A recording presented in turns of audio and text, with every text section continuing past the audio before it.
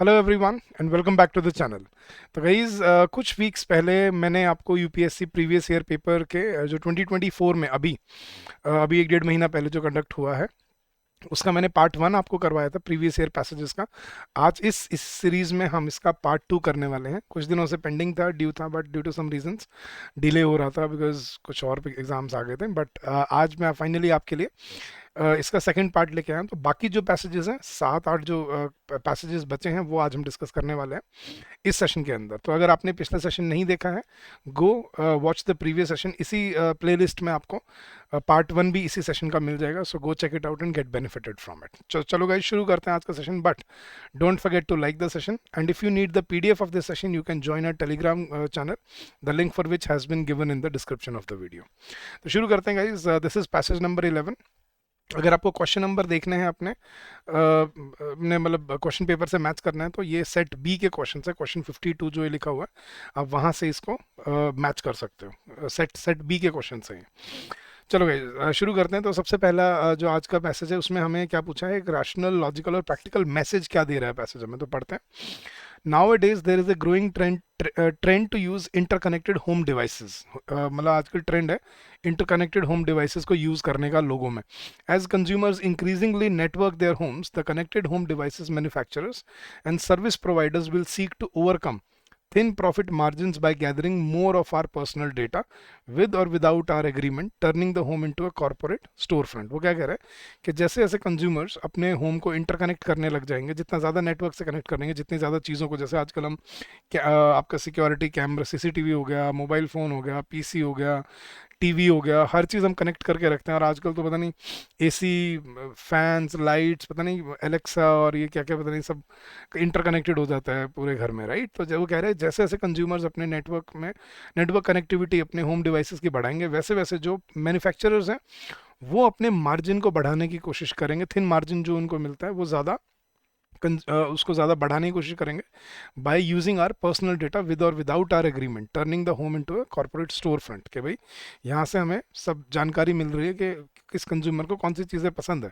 और वो उसी चीज़ों पे फिर वो आगे चल के क्या करते हैं, काम करते हैं। तो corporate marketers will have powerful incentives to observe consumer behaviour, to understand the buying needs and preferences of the device owners. और कॉर्पोरेट मार्केटर्स जो हैं, जो मार्केटिंग करते हैं, वो ये ऑब्जर्व करेंगे कि कंज्यूमर बिहेवियर क्या है, कैसी बाइंग नीड्स है, प्रेफरेंसेस क्या है ऑनर्स के, और फिर वो उन्हीं प्रोडक्ट्स को मार्केट भी करते हैं। तो क्या मैसेज दे रहे गाइस अब इसमें? गाइस दो ऑप्शंस में मुझे कंफ्यूजन लगा। देखो मैं आपको बताता हूँ पहले कौन सा। पहले मुझे जो ऑप्शन लगा वो यहाँ पे क्या था, मुझे लगा ऑप्शन ए ठीक था कि knowledge of consumer behaviour leads to more capital expenditure in the manufacturing sector. कि भाई उससे क्या होता है, कंज्यूमर बिहेवियर की जानने की वजह से मैन्युफैक्चरिंग बढ़ती है पर्टिकुलर प्रोडक्ट्स की, और उसी तरह का उसी चीज़ को मार्केट किया जाता है, जो आई थिंक उसने पैसेज में कहा है। तो मेरे हिसाब से गाइस यहाँ ऑप्शन ए ठीक था, जो पैसेज का मतलब कॉन्टेक्स्ट था। लेकिन बहुत सारे जगह पे मैंने ये भी देखा कि जो ऑप्शन बहुत सारे लोग ठीक कह रहे थे, मैं वो भी बताता हूँ आपको, बट जो गलत है वो देखने का। इस knowledge of consumer behaviour stimulates the growth of commerce and trade and thus helps in overall economic development of the. Economic development की कहीं बात नहीं हुई है इसमें, तो we can eliminate that. Interconnected devices give a lot of comfort to home users and improve their overall quality of life, ये भी कहीं मेंशन नहीं है। लेकिन जो ऑप्शन डी था, बहुत लोगों ने ये कहा कि interconnected devices can be a security risk and home users may have a privacy risk. बहुत सारे लोग डी भी कह रहे थे। तो गाइज अब ये शायद मुझे लग रहा है, मुझे जहाँ तक लगा कि मोस्टली सिर्फ उसने एक बात की थी यहाँ पे, विद और विदाउट आर एग्रीमेंट, कि वो हमारा डेटा को, पर्सनल डेटा को, they will be gathering it and they will be using it as a corporate store front. अब उसने कॉर्पोरेट स्टोर फ्रंट की बात की है कि भाई चीज़ें बेचने के लिए वो उसको यूज़ करेंगे। उसने प्राइवेसी और सिक्योरिटी रिस्क की बात यहाँ पे नहीं की एज सच डायरेक्टली, बट कुछ लोग कह रहे थे कि सर ये इंटरकनेक्टेड डिवाइसेस में तो यही प्रॉब्लम आती है, तो इसको अभी वेट करना पड़ेगा। बट आप मुझसे पूछो तो मेरे हिसाब से ऑप्शन ए ठीक है, क्योंकि जो पैसेज में जो कही हुई बात है वो लॉजिकली यही कहती है कि भाई इसी तरह से वो आपके डेटा को यूज़ करने वाले हैं। तो the more interconnected your house is home is going to be, the more you will be in the eyes of the manufacturers. वो उसी तरह के प्रोडक्ट्स को आपको सर्व करते हैं। फिर आपको ऐड भी वैसी आती है, अगर आपने देखा, आप कोई चीज़ सर्च करते हो गूगल पे, तो आपको उन्हीं चीज़ों के ऐड भी आना शुरू हो जाते हैं। तो ये उस चीज़ की बात कर रहा है काइंड ऑफ। तो मुझे लगा ऑप्शन ए ठीक है, but guys let's wait for the official answer की। हो सकता है शायद ऑप्शन डी ठीक हो इसमें, बट मेरे हिसाब से ऑप्शन ए ठीक था। Guys you let me know in the comment section of the video, आपको क्या ठीक लग रहा है, ऑप्शन ए या ऑप्शन डी? चलो गाइस आगे बढ़ते हैं।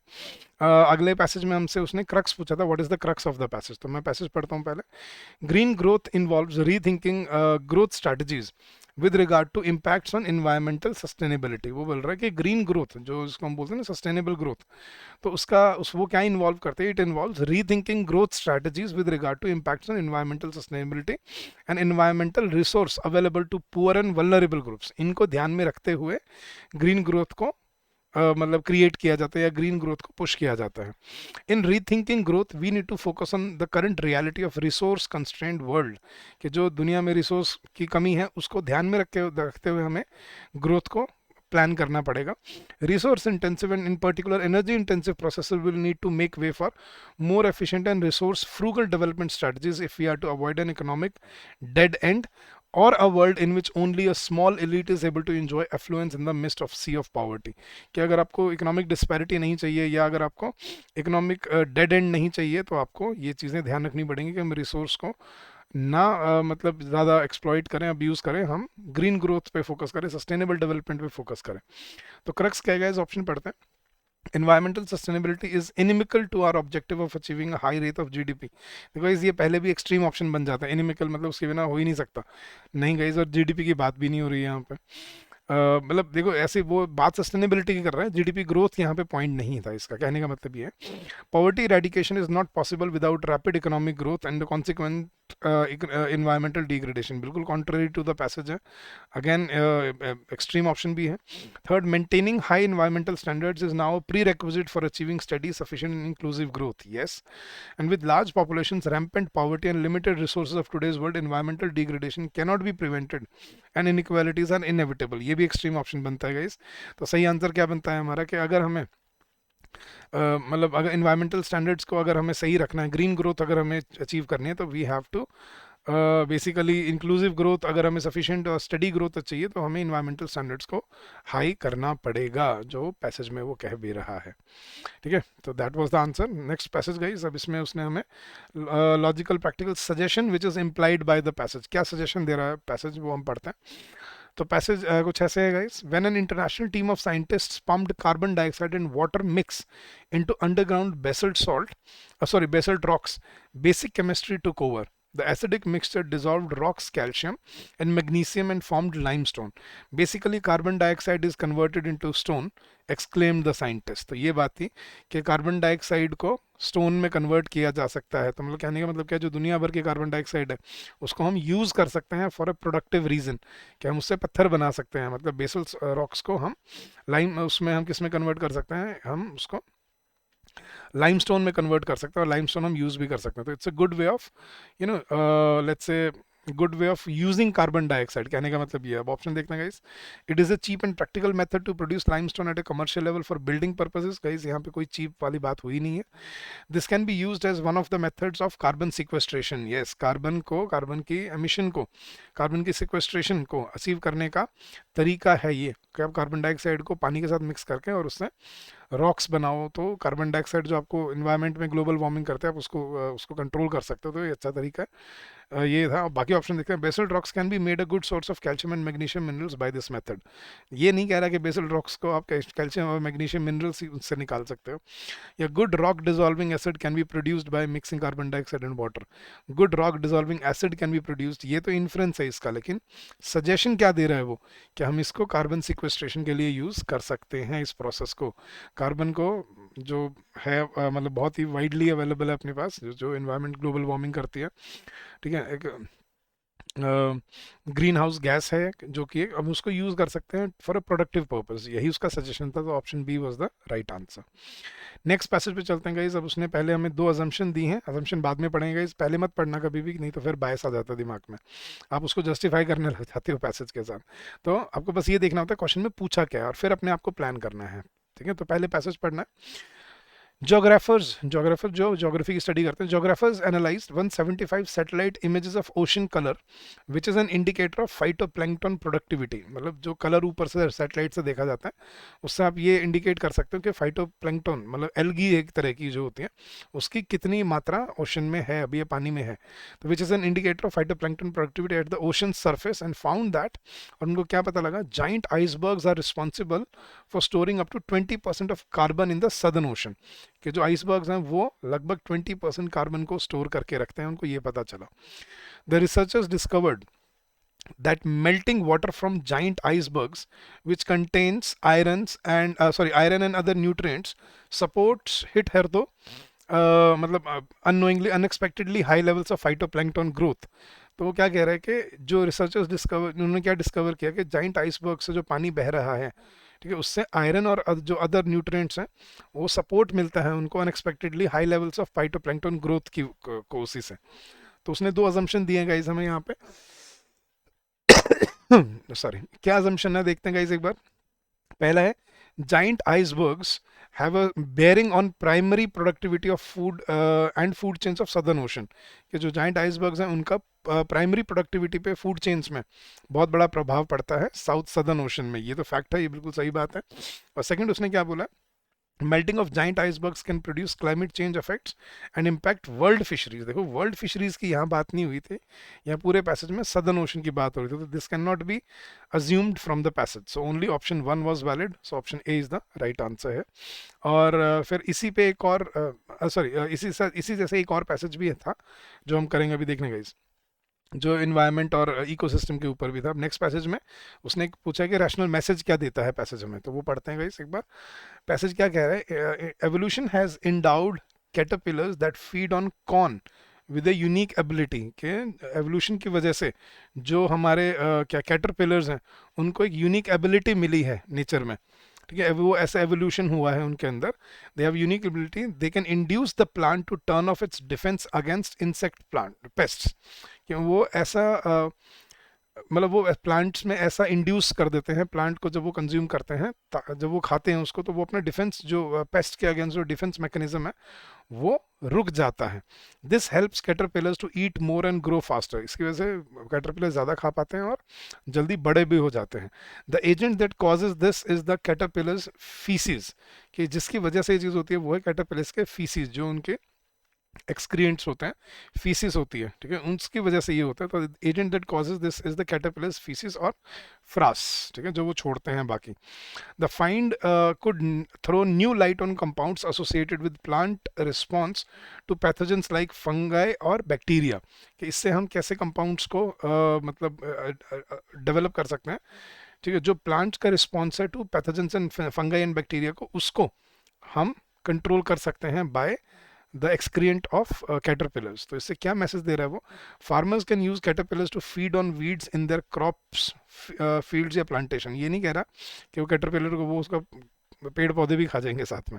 Next guys, this finding can help in development of clinically useful anti microbial compounds. Clinically useful मतलब जो लोगों के लिए काम आए नहीं गाइस, यहाँ पे वो पेस्ट की तरह यूज करने की बात कर रहा है।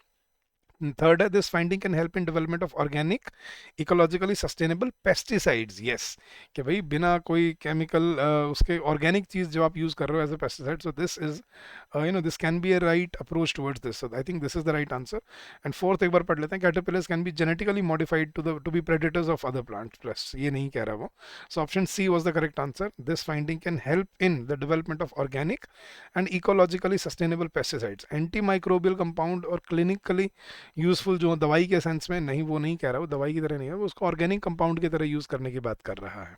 सो option C was the correct answer. Next passage guys पढ़ते हैं एक बार। इसमें पूछा कि मोस्ट लॉजिकल रैशनल इन्फ्रेंस क्या है इस पैसेज का, तो पढ़ते हैं एक बार। Conventional classrooms by emphasizing fixed duration over learning effectiveness resign themselves to variable outcomes.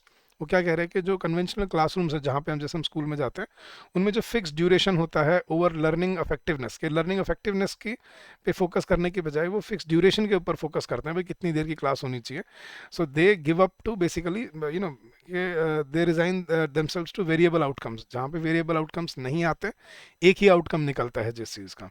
The tyranny of the classroom is that every learner is subjected to the same set of lectures in the same way for the same duration. कि भाई इसकी problem क्या है, हर बच्चा ठीक है same set of lectures से एक ही तरह के लेक्चर्स सेम तरह से और एक ही ड्यूरेशन में पढ़ता है, ठीक है। In the end a few learners shine, some survive and the rest are left behind. और इसकी वजह से क्या होता है, जो आप एक मतलब एक सेट जिसको हम बोलते हैं रूटीन फॉलो करते हैं, कुछ लोग अच्छे निकल जाते हैं, कुछ बच्चे कुछ सर्वाइव करते हैं, कुछ पीछे रह जाते हैं। After the fix duration the classroom model moves on and with not a thought spared for those left behind.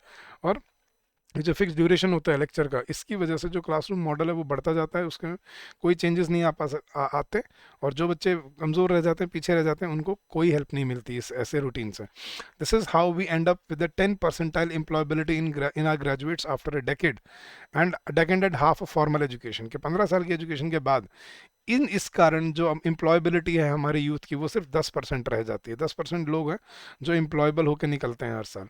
Repeating the same ineffectual script in the realm of skill education will not produce different results. Exactly, कि अगर monotony होगी, अगर वही ineffective script use करते रहोगे बार बार over the period of time, monotonous routine follow करोगे, तो फिर आपको नए और अलग अलग रिजल्ट्स नहीं मिलेंगे उसमें। तो क्या इन्फ्रेंस है guys, in conventional classroom learning the central goal is duration of learning rather than attainment of competency. बिल्कुल सही बात यही बोल रहे हो कि भाई वहाँ पे ड्यूरेशन ज़्यादा ज़रूरी है, लेकिन क्या सीखा है बच्चे ने वो ज़रूरी नहीं है। तो सही ये बोला है उसने। And second, conventional classrooms encourage one size fits all approach and stamp out all differentiation. Conventional classroom यही करता है, one size fits all approach को लेके चलता है। तो दोनों ही अजम्पशन वैलिड है, तो ऑप्शन सी वाज करेक्ट है। अब इसी पे एक और क्वेश्चन था गाइस, उसने दो अजम्पशन दिए थे और फिर हमें बताना था कौन सा अजम्पशन वैलिड है इनवैलिड है। तो एक बार अजम्पशन पढ़ते हैं। As a large number of workers in our country are employed in unorganised sector, India does not need to change its present conventional classroom system of education. ये क्या बात हुई कि अगर ज़्यादा लोग मजदूरी कर रहे हैं, अनऑर्गेनाइज सेक्टर में काम कर रहे हैं, तो इंडिया को अपना एजुकेशन सिस्टम बदलना नहीं चाहिए? नहीं, वो तो कह रहा है ये गलत तरीका है। सही तरीके से मतलब उसमें वहाँ पे जो बच्चे की स्किल एम्प्लॉयबिलिटी स्किल्स हैं वो डेवलप करनी चाहिए, ना कि एक मोनोटनस रूटीन होना चाहिए। तो गलत है। And second, even with its present conventional classroom system of education, India produces sufficient number of skilled workers to fully realise the benefits of demographic dividend. 10% करता है यार। This is exactly contrary to the passage, so neither of the assumptions was valid here, so option D was the right answer. चलो guys, अब पहुंचते हैं अपने last passage पे आज के। अब उसने फिर से हमें अजम्पशन दिए और पूछा कि इनमें से कौन सा अजम्पशन वैलिड है। तो एक बार पढ़ते हैं। When a child reaches adolescence, ठीक है, अडोलेसेंस मतलब अपनी टीन एज में पहुंचता है, there is apt to be a conflict between parents and the child. कि भाई होता है कि बच्चे और पेरेंट्स के बीच में कॉन्फ्लिक्ट आता है, मतलब कम्युनिकेशन गैप आ जाता है। तो जब टीनेज में आ जाता है तो there is apt to be a conflict between parents and the child, and since the latter considers himself to be by now quite capable of managing his own affairs, while the former are filled with parental solicitude, which is often a disguise for love of power। कि भाई वो टेरनी बनना चाहते हैं कि जहाँ पे भाई बच्चा रिवोल्ट करता है और बड़े क्या बोलते हैं, हम हमारा हक है, हमारा मतलब हम एक अथॉरिटी से आपके ऊपर वो कर रहे हैं क्योंकि हमारा हम चाहते हैं, हम बड़े हैं तुमसे, तो वो बड़ापन दिखाते हैं माँ बाप। Parents consider usually that the various moral problems which arise in adolescence are peculiarly their province. उनको लगता है कि जो मॉरल प्रॉब्लम आती है बच्चे की लाइफ में वो उनके कारण है। The options they express however are so pragmatic that the young seldom confide in them and usually go their own way in secret. तो ऑप्शन जो माँ बाप बोलते हैं वो बड़े प्रैग्मेटिक प्रैक्टिकल लगते हैं बच्चे को, और जो यूथ है वो उनको फॉलो नहीं करता, वो अपने तरीके फॉलो करने की कोशिश करता है। तो उसने दो अजम्पशन दिए हैं। क्या अजम्पशन वैलिड है गाइस, देखते हैं। The adolescent does not feel comfortable with his parents because they tend to be dominating and assertive. Exactly उसने बोला ना, for the disguise for the love of power, के भाई वो डोमिनेशन दिखाते हैं। तो ये assumption ठीक है। Second, the adolescent of modern times does not have much respect for parents. Respect की बात नहीं कर रहा था वो, ऐसी बात नहीं कि रिस्पेक्ट नहीं है, लेकिन वो उनके ओपिनियंस अलग अलग हो जाते हैं बिकॉज वो असर्टिव हो जाते हैं और उसको अपना खुद का अपने ओपिनियन ठीक लगते हैं। तो only option 1 was valid, so option A was correct है। And there was one more question on this passage. Which of the following statements reflects the central idea of the above passage? Central theme क्या है, central idea क्या है passage का? तो option पढ़ते हैं. Parents in general may not be of much help when children are on their way to becoming adults. के parents ज़्यादा मदद नहीं कर पाते जब बच्चे बड़े हो रहे होते हैं. ठीक है, आगे बढ़ते हैं. When children reach adolescence, involvement of parents in their life is unnecessary. कि भाई काम की ही नहीं होती, ऐसा नहीं है कि काम की नहीं होती. ठीक है, ये गलत, तो एक्सट्रीम ऑप्शन है guys. Modern day nuclear families are not capable of bringing up children properly. Nuclear families की तो कहीं बात ही नहीं हुई है इसमें. And next, in modern societies adolescents tend to be stubborn, disobedient and careless. Careless नहीं है वो, डिसोबीडियंट नहीं है, स्टबन में भी बोल सकते हैं, बट ये कोई जनरलाइज्ड बात नहीं है. वो जो कहना चाह रहा था वो ये था कि जब बच्चे बड़े होते हैं तो पेरेंट्स जनरली उनकी ज़्यादा मदद नहीं कर पाते क्योंकि वो अपनी मर्जी का काम करते हैं. तो hair option A was the right answer. तो गाइज ये थे आपके 2024 के पैसेजेस जो आपके एग्जाम में एस्पिरेंट से पूछे गए थे. तो आई होप ये सेकंड पार्ट था, फर्स्ट पार्ट आपने देख लिया होगा. एंड आई एम श्योर कि ये आपकी ज़रूर हेल्प करेंगे आपकी प्रिपरेशन में और आपकी अप्रोच में, कि जब आपको पढ़ना होता है, पेपर में पैसेज सॉल्व करने होते हैं, तो इनको कैसे आपको टारगेट करना होता है. ठीक है, तो गाइस अगर आपको ये सेशन अच्छा लगा, you can share your feedback with us on the email ID given on the screen, that is hello@edutab.co.in, and you can give us your precious inputs. Will be more than happy to look into them. So guys thank you so much for this session. I hope ये session आपको help करेगा, और comment section में ज़रूर बताइएगा आपको कैसा लगा ये सेशन, और हमारी ये जो सेशंस हम लेके आते हैं ये आपको हेल्प करते हैं या नहीं करते हैं. और अगर आपकी कोई क्वेरी है, you can always call us on this number, that is 8146207241. अगर आपको हमारे क्रैश कोर्स में जुड़ना है तो उसका लिंक भी आपको इस वीडियो के डिस्क्रिप्शन में मिल जाएगा, जिसमें डे 1 पे आपको सारी क्लासेस रिकॉर्डेड और आपको सारे सेक्शनल टेस्ट और फुल लेंथ टेस्ट मिलते हैं आपके एग्जाम के लिए. So you can go check the course out, and there's a special discount going on. You can also get benefit there. So guys, thank you so much for this session. Thank you so much for your precious time. I hope that you will keep on learning, keep on building up your your strategies to solve the exam for next year, and this will give you a lot of morale boost to you for your preparation for the next year. So having said that, I'll take your leave for today. Stay safe guys, stay healthy, keep on working hard, and happy learning to all of you. I'll see you very soon in another session like this. Till then guys, goodbye, take care, and thank you so much.